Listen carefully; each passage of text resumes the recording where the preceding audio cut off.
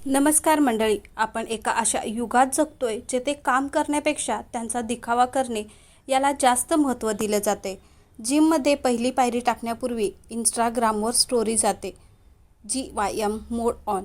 बिझनेसची फक्त कल्पना डोक्यात आली की बायो बदलतो.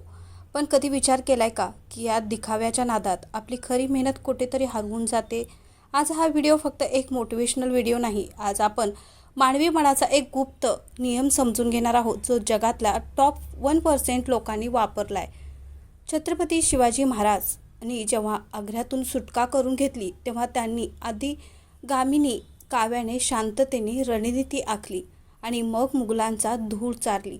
APJ अब्दुल कलाम जेव्हा शास्त्रज्ञ म्हणून काम करत होते तेव्हा वर्षानुवर्ष ते प्रसिद्धीच्या झोतात नव्हते, ते शांततेत काम करत होते. आज आपण पाहणार आहोत की मेहनत शांततेत का करावी, तिचे वैज्ञानिक फायदे काय आहेत आणि तुमचं यश जगाला कसं हादरवून सोडेल. जर आयुष्य बदलायचं असेल तर पुढची काही मिनिटे स्वतःला द्या. सगळ्यात आधी आपण मानसशास्त्र समजून घेऊया.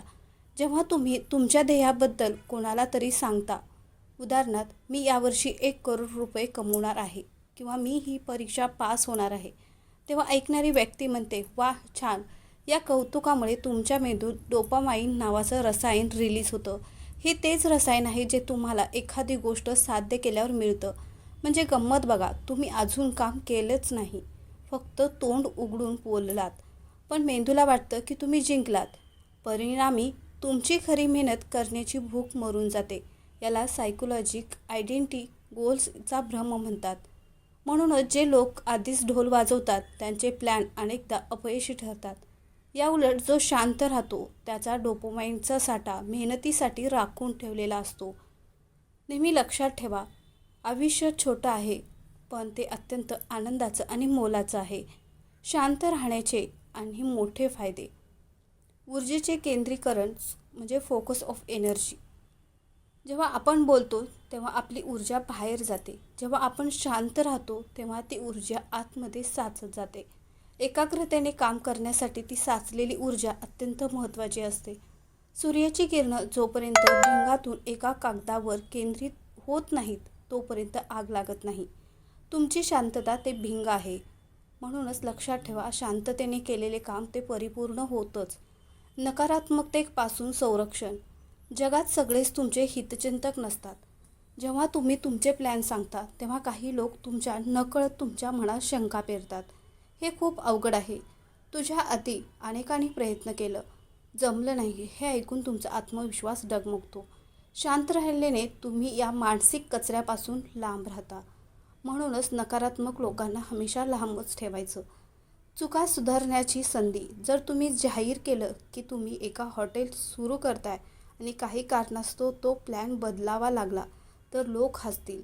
पण जर तुम्ही शांत असाल तर तुम्ही बास्केटला 1000 चुका करू शकता, रणनीती बदलू शकता आणि कोणाला पताही लागणार नाही.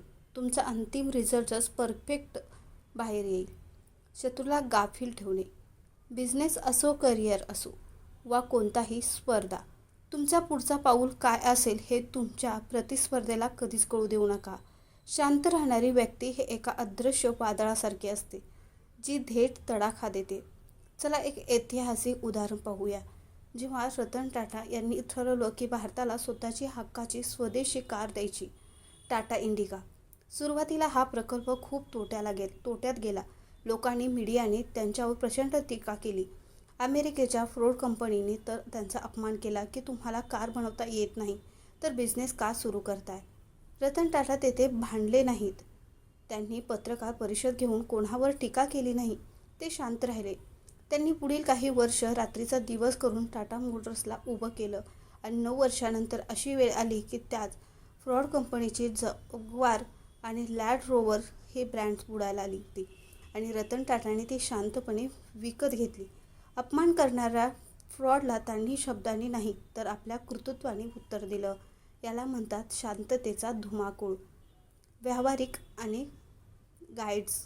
हे कसं करायचं? आता तुम्ही म्हणाल, दादा आम्हाला समजलं शांत राहायचं, पण हे प्रत्यक्षात कसं आणायचं? यासाठी 3 नियम आजच डायरीत लिहून ठेवा. लो प्रोफाईल, हाय प्रॉफिट आणि मोड. सोशल मीडियाचा वापर कमी करा. तुम्ही कुठे जात आहात, काय शिकत आहात याचे अपडेट्स देणं बंद करा. लोकांना वाटू द्या की तुम्ही हरला आहात. नियम 2.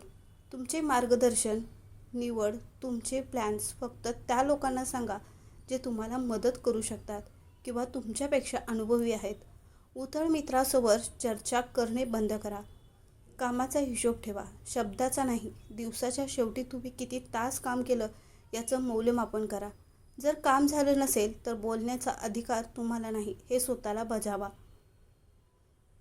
शेवटी एकच लक्षात ठेवा, मंडळी, सिंहाची डरकाळी फक्त भीती निर्माण करते, पण त्याची शांतता ही शिकारीची नादील असते. आज आजूबाजूचे लोक तुमच्यावर हसत असतील, तुम्हाला कमी लेखत असतील, घरचे टोमणे मारत असतील, मारू द्या. हा काळ वाद घालण्याचा नाही, हा काळ स्वतःला खोलीत कोंडून घेऊन स्वतःवर काम करण्याचा आहे. जेव्हा तुम्ही यशाच्या शिखरावर पोचाल तेव्हा तुम्हाला ओरडून सांगायची गरज पडणार नाही. तुमची गाडी, तुमचं नाव, तुमची राहणीमान आणि लोकांनी तुमच्यासाठी वाजवलेल्या टाळ्या हा आवाज अख्ख्या जगात घुमल्याशिवाय राहणार नाही. मेहनत इतकी शांततेत करा की तुमचं यश धुमाकूळ घालवेल. जर हा व्हिडिओ तुमच्या मनाला स्पर्श करून गेला असेल आणि आजपासूनच तुम्ही सायलन्स मोडवर जाणार असाल तर कमेंटमध्ये आत्ताच टाईप करा, माझं कर्तृत्व बोलणार. व्हिडिओला लाईक करा आणि चॅनलला सबस्क्राईब करायला विसरू नका, कारण अशीच नवनवीन विचार मी तुमच्यासाठी घेऊन येत राहीन. हा व्हिडिओ तुमच्या एका खास मित्राला नक्की शेअर करा ज्याच्यामध्ये क्षमता आहे पण तो फक्त बोलण्यात वेळ वाया घालवतोय. चला कामाला लागा, शांत राहा, मेहनत करा. जय हिंद, जय महाराष्ट्र. थँक्यू.